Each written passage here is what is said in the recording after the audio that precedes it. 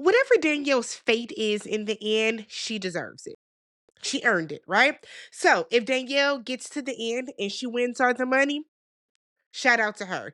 But if Danielle gets to the end and she gets crossed and Brittany plays in her face again, the way I am going to stand up and applaud and hip hip hooray and hoo hooray and do everything because you deserve it. Because Danielle has played a horrifically shady game for literally no reason. No reason at all.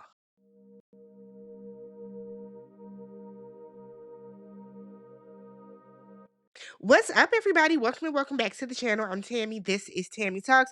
We are here to talk The Traitors, Season 3, Episode 9, Silent Assassin. If you guys are brand new to the channel, do me a favor. Hit that subscribe button, thumbs up the video. I'm super close to 35,000 subscribers. So if you've enjoyed me this entire time, these past 8 episodes, make sure you guys are hitting the subscribe button, all right? Let's go ahead and get into the episode. This was a good episode, okay? So being in the turret, okay? So remember, Carolyn and Danielle are there now. And Danielle is saying that she wants to bring Brittany into the turret. So Alan gives them two options. You can either recruit somebody or you can choose to eliminate somebody. Brittany wants to not only bring another person in, which is fine, but she wants it to, I mean Danielle, but she wants it to be Brittany, who is her homegirl. And Carolyn is like, no, why would I let you bring in somebody like no? And what's interesting to me is the fact that Danielle is so shocked. Danielle is just so taken aback. She doesn't understand why Carolyn doesn't want Danielle to bring in her homegirl. Like, what? Because they're gonna cross her. So Danielle is like, it's a win-win-win. Brittany will ride with us to the end, the same way she rode with you to the end in Big Brother. That way, Danielle? Okay, cool. So she's like, then we can all split the money 3 ways. I do not trust you, Danielle, and neither does Carolyn. So Danielle is like, fine. F it then. I'll make sacrifices like I've made the entire game and do what you want to do. Shut the fuck up, Danielle, because let's be real.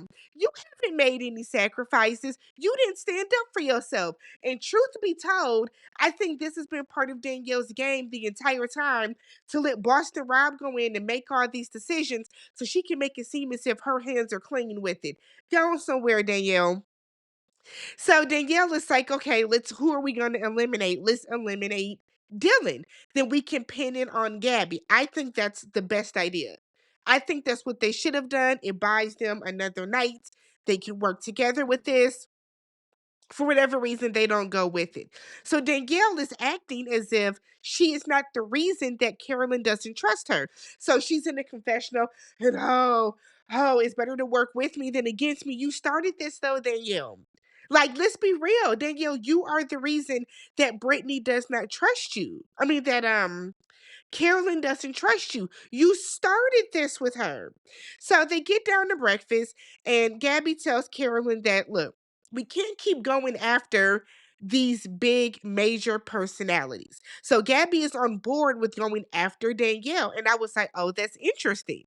That's interesting because um y'all been saying Danielle's name for a while, but y'all haven't made any movement, right? So she's like, because her breaking down the tears, the dramatics every morning at breakfast like is getting kind of old and it's telling. We then find out that Sam was eliminated. I thought that was, I guess that's a good idea. Sure. I wouldn't have done that personally, but cool. Alan's hair was uncalled for. I should have got a picture. Excuse me, but Alan's hair completely uncalled for, right? So while we're walking around and talking before they go to the chat, we see. Okay, so while we're walking around talking before we get to the challenge, we see Tom and all the different conversations, right? So the first one is Tom and Gabby. So Tom is back on his Dolores theory. Shut up, Tom. Nothing about Dolores gives Traitor, but whatever. What? This is why nobody takes you serious, Tom. Okay, this is why. So Gabby is like, look, I think the traitors are all turning on each other, and they been. The traitors have been turning on each other basically since like day one. They have never been a close traitor unit. They haven't been. So we then see Danielle and Dolores. So when they're talking, Danielle said, "Look, I'm not playing scared no more." So she said, if you look at the common trait of the traitors, is that they always attack at the round table. They always get all hot and bothered. They always get swollen in the chest. So keep that in mind. Now, this, I give credit where credit is due. This that Danielle's put into Dolores's mind, fantastic. Because now Dolores is going to be later at the round table looking like who is getting all loud, who is going on the attack, and it's going to point towards Carolyn because Carolyn handled this wrong, right? We see Dylan and Gabby talking. So he said, "Look, if she was a traitor, you'd have took me out by now." Gabby said, 1,000%. Sure would have. Don't even worry about it. So you can tell he low key want to join forces with her, but they are both suspecting Danielle. So look, here's the thing: y'all are both suspecting Danielle, but instead of y'all acting on it, y'all just want to sit back and for what? So Dylan is talking to Carolyn. They talk about Danielle now. So now, Dylan, this is the second person that has talked to you about Danielle on top of you suspecting Danielle a couple episodes ago. But I like you're not acting on it, and it's because Danielle is your friend. None of y'all are friends in this house. None of y'all are friends in this game. Y'all are all there for the money. So Carolyn tells Dylan, follow my lead at the round table. Just follow my lead. So we then see Brittany and Danielle talking. And this scene pissed me off. So Brittany is crying because she's like, I didn't think you were gonna come back.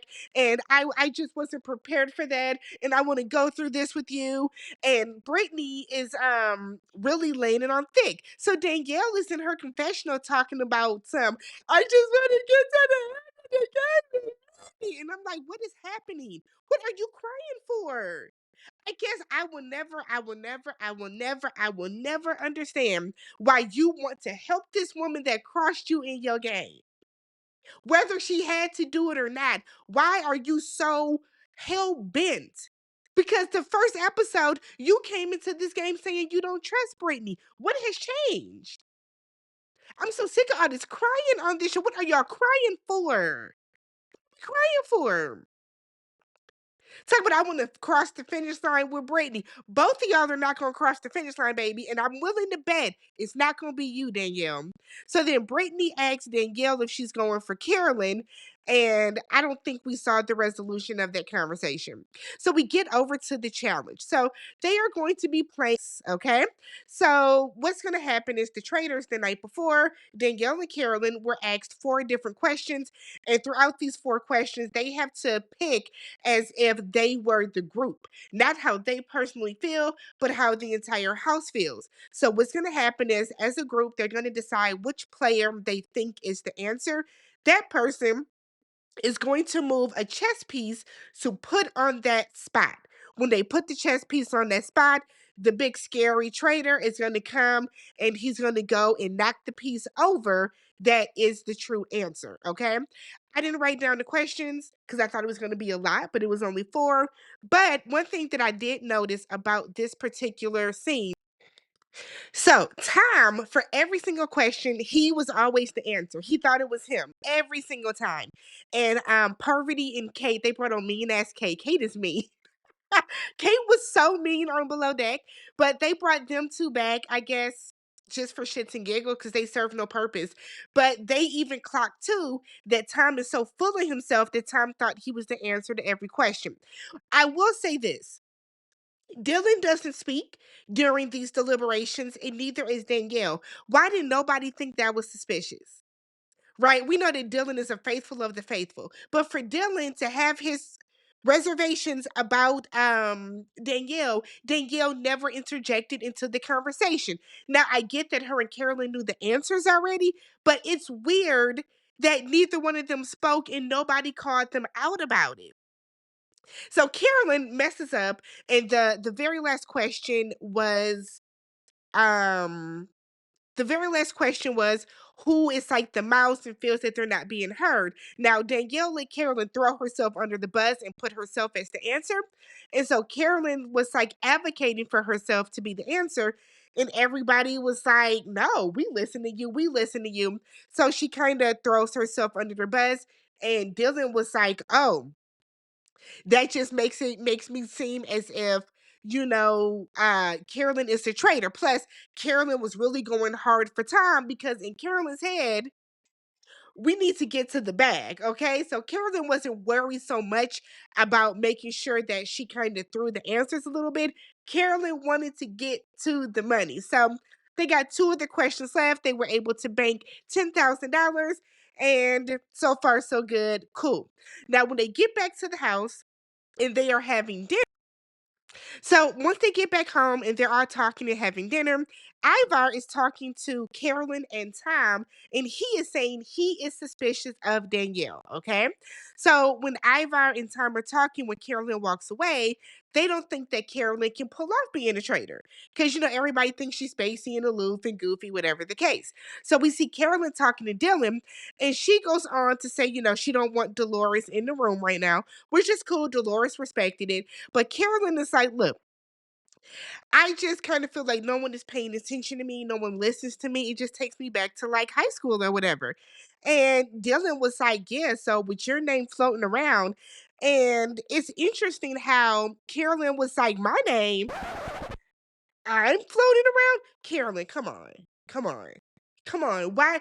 Nobody should ever be shocked that their name is being floated. So Carolyn goes and does this long soliloquy about how people don't pay attention to her. And she kind of clocks Dylan and she's like, look, Dylan, facts are facts. And if Boston Rob were telling you these facts, you would be listening. So the fact that it's me and you feel like you don't want to listen because it's me, it's hurtful, is this, is that, and the other. And Dylan knows that's true. Dylan knows that's true. And what I don't like is the fact that Danielle feels that way because that is how they're treating her. Because whenever Boston Rob threw a person's name out, they were hanging on to him tooth and nail. And every single person that he threw out outside of Bob the Drag Queen was not really a traitor. So the fact that Dylan is still holding on to that and having that mindset is kind of annoying, honestly. It's not kind of, it's very annoying. So Dylan agrees, that's true. That's true. I would be listening. I hate that I make you feel that way, whatever the case. So Ivar was talking to Danielle and he was like, yeah, Carolyn threw your name out. Carolyn didn't throw your name out, Danielle. Ivar did. Ivar told Carolyn that he suspected you. So Danielle was like, okay, bet if it's up, then it's stuck. It's wartime. I said, see. So Danielle is like, I'm about to go bust Carolyn's ass. So Carolyn is like, bump that. I'm getting ready to go to this round table. Okay. So we get down to the round table and it is a little chaotic, okay, a little chaotic, but it starts off with Ivar saying that he thinks that there are two traitors left and they are both girls. And Gabby was like, we can't just jump to that because really there's no proof. It's an inkling. Now it's true, okay, it is true, but it's just a hunch, right? There's no rationale for it outside of they think that there's some symmetry there. Carolyn is like, well, I'm gonna go right back to Danielle. I said, Carolyn, baby, what are we doing? No, no, no. So she was like, look, only a traitor has a reason to lie.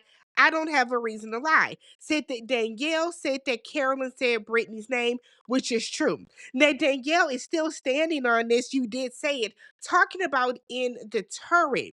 And I'm like, that's so shady that Brittany is doing that, but whatever. So she's like, well, Carolyn, I think that you're acting silly and dumb. And I think you're Forrest Gumping your way through this. You're playing as Columbo, which we all know that Columbo was the detective that what kind of act is he didn't know what was going on. He was kind of silly, aloof, out there, or whatever, but he knew what was going on, right? So Danielle was like, I'm talking directly to you. Said it was a lot of different tales in the game. Said you were answering the questions like a traitor. And I said, wait. I wish Carolyn was more prepared because Carolyn should have said, well, Danielle, there's a lot of tales with you too. The way that you throw your body all over the place whenever somebody goes home, the way that you cry and you shake and you sit and you shake every morning when we're having breakfast, the way that your hair has looked like who shot John. Okay, that's a tale. The way that Danielle during the riddle game. did not try to get a shield for herself. Honestly, we don't see Danielle really ever trying to get a shield for herself. She is always very much okay with somebody else getting a shield, right?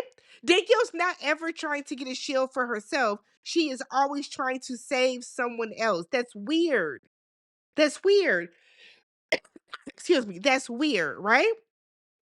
So Danielle is like, well, Carolyn, you constantly do things that people ignore. She then goes on to say that the traitors are aggressive and they attack. She was like, so I haven't mentioned your name because I am scared you might eliminate me. I said, oh, bitch. Come on, Danielle. So Carolyn is like, I'm at a loss. Now, I will say, like, she had Carolyn on the ropes. But in Carolyn's defense, Danielle did keep cutting her off to the point where she was not able to fully get her points across. Carolyn's not she's not an argumentative person, right? You can tell that she's not a person that can go toe to toe with you.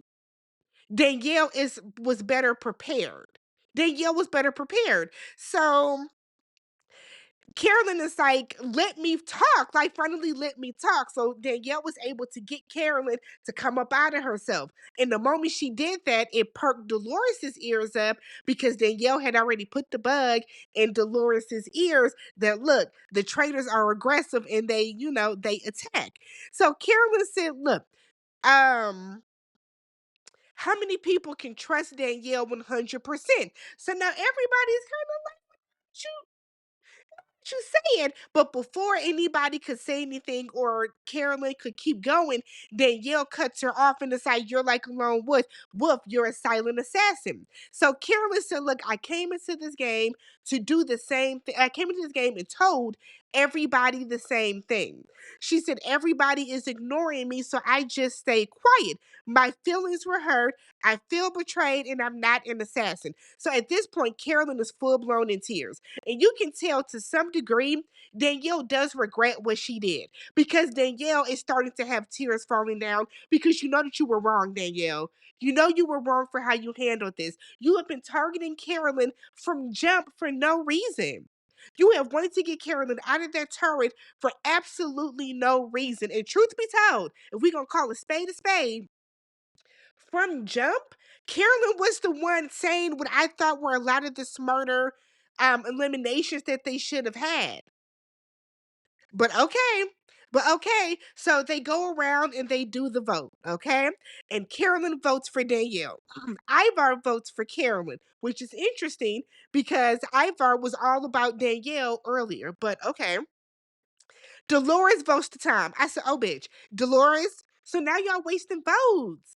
Danielle votes for Carolyn. Gabby votes for Danielle. Tom votes for Dolores. Brittany votes for Carolyn, obviously, and then Dylan is like in tears because I don't know who to trust. Oh my God, you had no inkling that it was Carolyn up until this conversation. So you're going to go against your gut and your better judgment that you knew and you've been suspecting Danielle this entire time. But Dylan votes for Carolyn. So Carolyn goes to the Circle of Truth, okay? And she said, look, I am judged every day of my life because of my quirks, because of my differences, and I didn't want to come here to connect with anyone because I'm emotional. I know I'm an emotional person. I just wanted to have fun, but I have now realized that being a traitor is not fun. And she walks off, and then that's the end. Okay. Now, what got me? What really pissed me off is Danielle collapses to the floor and she's shaking. Oh and I'm like, Danielle, girl, okay. But you know what? It's interesting how do y'all watch like the little after recaps or whatever? When people that have been banished earlier in the game or have been eliminated, they are finding out who the traitors are. The way that a lot of people are disgusted to find out is Danielle. Because Danielle been moving crazy in the house, swearing on her kids, swearing on her grandkids' lives that she is a faithful. It's not that deep, girl. It's not that deep. So they all are jumping around, running around, whatever, whatever, whatever. It should be evident that Danielle is a traitor. It should be. If they're thinking it should be. So Gabby is like, yeah, Danielle, you did great. But it was clearly traitor on traitor. And she's telling this to Ivar and Tom. It was clearly traitor on traitor. This gave the same vibe that the Bob the Drag Queen and the Boston Rob gave. So Brittany is in her confessional. Now she's like, I don't know if I can trust Danielle. You haven't trusted Danielle from jump. You haven't trusted Danielle from jump. You are using Danielle to get to the end. And by all means, girl, do it. Because I don't like the way Danielle's been playing this game. So we get to the turret, and Danielle is alone. You know, she's the lone traitor. And Alan comes in and is like, look, you got to give somebody an ultimatum. That person can either join you and become a traitor, or they have to be eliminated. You have to do this face to face. So we know that she's going to pick Brittany, right? So Brittany gets the letter, and it's like it would be so obvious for Danielle to recruit her. Like, unless Danielle is really trying to like set Brittany up to cross her to get her get back from Big Brother, it makes no sense for her to be going all in the way that she is for her. But that was the end of the episode. Let me know what you guys thought. How do y'all feel about Danielle's game? I wanted Carolyn to win. I did. Let's talk about it down below. If you haven't already, subscribe to the channel, thumbs up the video, and I will catch you guys in the next one. Peace.